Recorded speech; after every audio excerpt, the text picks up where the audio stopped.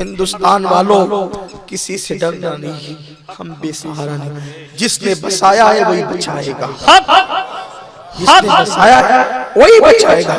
مت ڈرو کسی سے، اپنی زندگی خود جیو، بس غریب نواز کے مشن کی طرف آؤ۔ انہوں نے کہا کہ جس نے جو نماز نہیں پڑھے گا وہ ہمارا نہیں ہے، ان کے بنو نماز پڑھو، حرام کام سے بچو ان کے بنو، سچے صرف نام مت صرف نعرے مت لگاؤ، سچے ان کے بنو، پکے ان کے بنو، ان کے مشن والے بنو، نماز والے بنو، روزے والے بنو، نیاز والے بنو، صرف زبانی دعوے مت کرو۔ جانتے ہو جس نے بسایا ہے وہی بچائے گا۔ کیسے بچائے گا؟ آپ کو پتا ہے کہ دلی میں خواجہ قطب کو بسانے والا کوئی اور تھا، خواجہ قطب کو بسانے والا کون تھا؟ بس اس پہ بات مکمل ہوگی، سب کی توجہ چاہتا ہوں اور سب کی اللہ تعالیٰ مرادیں پوری فرمائے۔ میرے خواجہ کی شان بڑی اعلیٰ، بڑی نرالی شان، سخی کا لال ہے، سخی کی اولاد ہے، اپنے دروازے سے واپس کرنا ان کے گھر کی شان نہیں ہے۔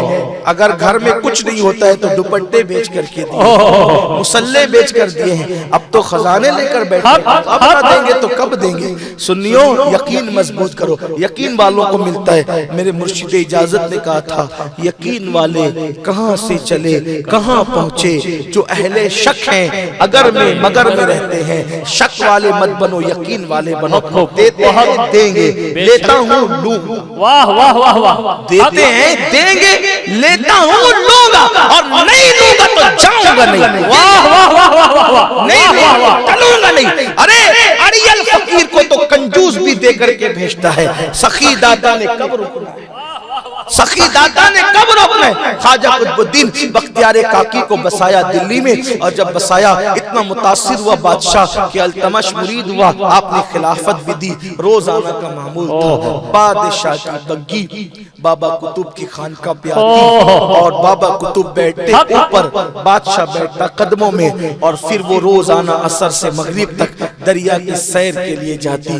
وہاں کے لوگ جو پہلے سے بابا قطب سے پہلے دلی میں رہتے تھے، جب قطب الدین بختیار کاکی آئے ان کو حسد ہو گیا وہاں کے ظاہری علم والوں کو کہ یہ آیا جب سے اس نے تو ہمارا سب سپڑا صاف کر دیا، اب بادشاہ کی توجہ ہماری طرف اتنی نہ رہی، بادشاہ ادھر ہی متوجہ رہتا ہے، مرید ہو گیا نیچے بیٹھتا ہے، ان کو اوپر بٹھاتا ہے۔ سوچا ایک کام کرتے ہیں، ان کو دلی سے بھگاتے ہیں، دلی سے بھگاتے ہیں، دلی سے بھگاتے ہیں۔ ہاں کون کر رہا تھا؟ وہ سب تدبیریں کر رہے تھے، دلی سے بھگاتے ہیں۔ کیسے بھگائیں گے؟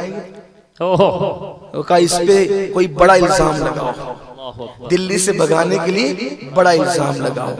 اب دلی سے بھگانے کے لیے الزام کیا لگائیں؟ دلی کی ایک زانیہ عورت تھی جو زنا کا کاروبار کرتی تھی، اس سے کہا تمہیں منہ مانگی قیمت دیں گے۔ دیکھو حسد کتنا گرا دیتا ہے، حسد کتنا گرا دیتا ہے کہ نیک کہلانے والوں کو بھی اتنا نیچے کر دیتا ہے۔ اور یاد رکھنا حسد والے ہمیشہ نیچے ہی رہتے ہیں، حسد کرنے والے نیچے ہی رہتے ہیں، انہیں بھی کی ماننا ہے، ان کی کوئی اوقات نہیں ہونی ہے، لیکن جن کے دل حسد سے پاک ہو، جو اللہ والے ہوں، ہمیشہ وہ بلند رہتے ہیں۔ دیکھو کاٹ کر بھی نیچے ہی رہا یزید، کٹ کر بھی حسین، صحیح بک کر بھی یوسف تک پر رہے، بیچ کر بھی بھائی ہاتھ باندھ کر سامنے۔ واہ واہ واہ واہ واہ واہ، حسد یہ چیز، حسد کبھی بلندی پہ نہیں لے جا سکتا۔ حسد مت کرو، آپس کے دل گندے مت کرو، دل صاف رکھو۔ مومن کا دل آئینے سے زیادہ صاف ہونا چاہیے۔ تھے وہ حسد کر، حسد میں آدمی بہت نیچے گرتا ہے، نیچے گر گئے رقاصہ کے پاس، نچنیہ کے پاس، زنا کا کاروبار کرنے والی عورت کے پاس۔ کون لوگ؟ علم والے، بڑے بڑے علم والے، علامے کہلانے والے پہنچ گئے وہاں، اور پہنچے تو کہا منہ مانگی قیمت دیں گے، ایک کام کرنا ہے۔ کیا کرنا ہے؟ کام یہ کرنا ہے کہ کل جب بگی پہ بیٹھ کے قطب الدین جا رہا ہوگا بادشاہ کے ساتھ، اتنا کہنا کہ یہ تیرے پیٹ کا جو بچہ ہے وہ اس کا ہے، بس اتنا کہتے ہیں، تیرے پیٹ میں جو بچہ ہے وہ قطب الدین کا ہے۔ اتنا کہنا بس اور کچھ نہیں کہنا. وہ تھی نچنیاں زانیاں. اتنے نیک آدمی پہ تم لوگ ایسا الزام کیوں لگانا؟ ایسا مت. کبھی کبھی ایسا ہوتا ہے نا کہ پاپیوں کے دل اللہ والوں کے لیے کبھی کبھی زیادہ بڑے ہوتے ہیں. مجھے ایسا لگتا ہے کہ کبھی کبھی زیادہ بڑے ہوتے ہیں. کہا کہ مت ایسا کرو. کہا کہ تجھے تو رقم سے مطلب ہے, جتنا مانگیں گی دیں گے, یہ کام کرنا ہوگا تجھے. اب لیکن پھر شیطان تو اپنا کام کر ہی دیتا. وہ کوئی ولیہ تو تھی نہیں. پھر وہ لالچ میں آئی گئی اور اس نے کہا چلے ٹھیک ہے. پھر یہ ہوا کہ بگی پہ بیٹھ کر روزانہ کے معمول کی طرح جب بگی جانے لگی تو رستے میں وہ عورت کھڑی ہوئی. اور مسلمان بادشاہوں کا معمول یہ تھا, کوئی بھی آئے راستے میں اگر روک کر فریاد کرے تو اس کی فریاد ضرور سنتے تھے. اور وہ بھی التمش, جس کی کبھی تہجد نہ چھوٹی ہو, جس نے کبھی نامحرم عورت پر کبھی نظر نہیں اٹھائی ہو, ایسا بادشاہ. بگی کے سامنے عورت کھڑی ہو گئی, نظریں جھک گئی. بادشاہ نے سپاہیوں سے پوچھا, پوچھو اس سے کیا فریاد لے کر آئی ہے؟ اس نے ڈرامائی انداز سے کہا, بادشاہ اگر کوئی زنا کرے اسلام میں اس کی سزا کیا ہے؟ بادشاہ نے کہا اس بدبخت کو اگر شادی شدہ ہے تو سنگسار کیا جائے گا, پتھروں سے اس کو ہلاک کیا جائے گا, اور اگر شادی شدہ نہیں ہے تو اس کو کوڑے لگائے جائیں گے. بادشاہ یہ سزا صرف عوام کے لیے ہے یا خواص کے لیے بھی ہے؟ بادشاہ نے کہا ہمارے یہاں کوئی عوام و خواص نہیں ہے. اللہ کے قانون کی زد میں کوئی بھی آئے گا اسے سزا دی جائے گی. اللہ کے یہاں دو نہیں ایک ہی قانون ہے, جو بادشاہ کے لیے وہی رعایا کے لیے, جو رعایا کے لیے وہی بادشاہ کے لیے.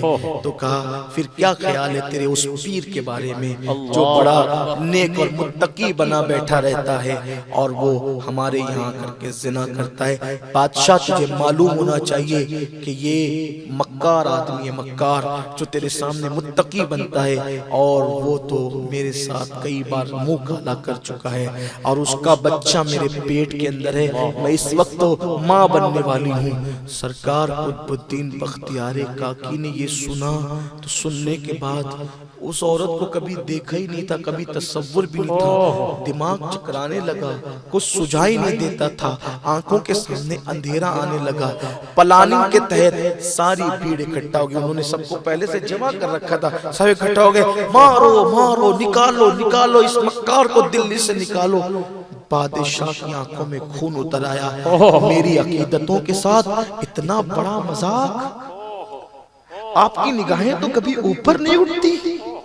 میں آپ ہمیشہ آپ کی موجودگی, میں نے آپ کو اوپر بٹھایا, میں نیچے بیٹھا یہ سوچ کر کہ آپ آل نبی ہو, آپ عالم دین ہو, آپ متقی پرہیزگار ہو, آپ قرآن کا علم رکھتے ہو. اتنا بڑا ڈھونگ رچایا آپ نے میرے ساتھ, عقیدتوں کا اتنا ناجائز فائدہ اٹھایا. یہاں تو کچھ سجائی نہیں دے رہا, تو کیا سمائی پیش کریں, کیا کہیں.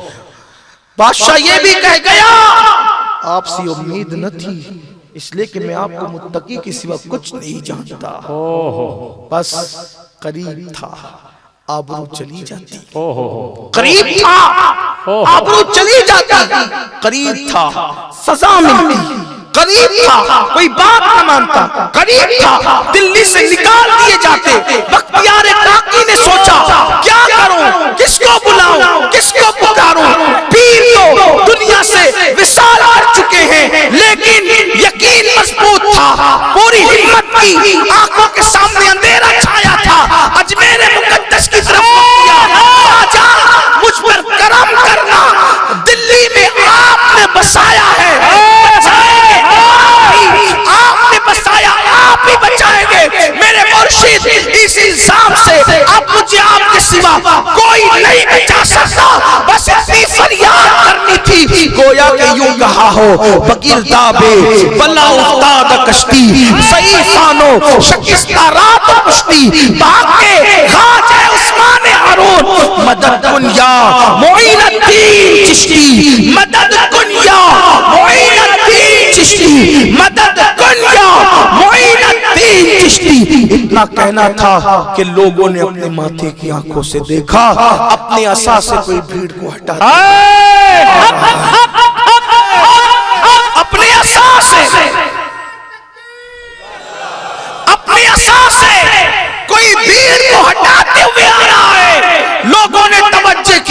تو وہ کوئی اور نہیں تھے، وہ خواجہ اجمیر چلے آئے۔ سرکار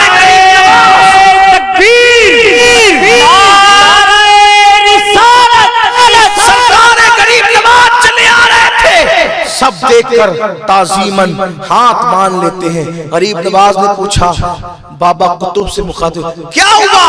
آواز بھی نہیں نکلتی تھی، اپنے داتا کو، اپنے مرشد کو آتے دے، آواز بھی نہیں نکل رہی تھی، صرف ہاتھ کے اشارے سے بادشاہ اور اس عورت کی طرف ہاتھ کیا، اور کچھ نہ کہہ سکے منہ سے کچھ۔ شریف آدمی کے لیے الزام ہی لگنا موت سے کم نہ تھا۔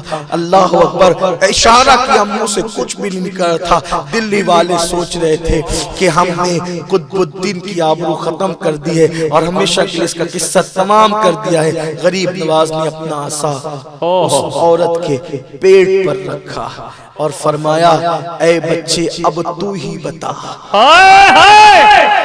اے بچے اب تو ہی بتا تو کس کی اولاد ہے؟ اس عورت کے پیٹ سے آواز آئی یا غریب نواز، آپ کا مرید و خلیفہ تو اللہ کا ولی ہے، یہ فلاں نے میری ماں کو پیسے کا لالچ دے کر ان کو الزام لگوایا ہے، اور آپ کا مرید تو پاک دامن ہے۔ جب پیٹ سے آواز آئی تو سارا معاملہ کلیئر ہو گیا، حضرت بختیار کاکی کی عزت میں اور اضافہ ہو گیا۔ اب بادشاہ نے کہا جب نام سامنے آ گئے اب ان کو سزا دی جائے، لیکن ابھی یہ معاملہ ہو رہا تھا۔ لوگوں نے کہا فیصلہ کس نے کیا؟ غریب نواز کہاں گئے؟ لوگوں کی نگاہوں سے اوجھل ہو گئے۔ یہ میرے خواجہ کی شان ہے، خواجہ ہند وہ دربار ہے اعلیٰ تیرا، کبھی محروم نہیں مانگنے والا تیرا۔ اللہ ہمیں ان آقاؤں کی دہلیز سے، ان کی چوکھٹ سے وابستہ رکھے، غلامی میں رکھے۔ الہی تابوت خورشید و ماہی، چراغ چشتیہ راہ روشنائی، ہندوستان والے خوش نصیب ہے غریب نواز کا آستانہ ہمارے ملک میں موجود ہے۔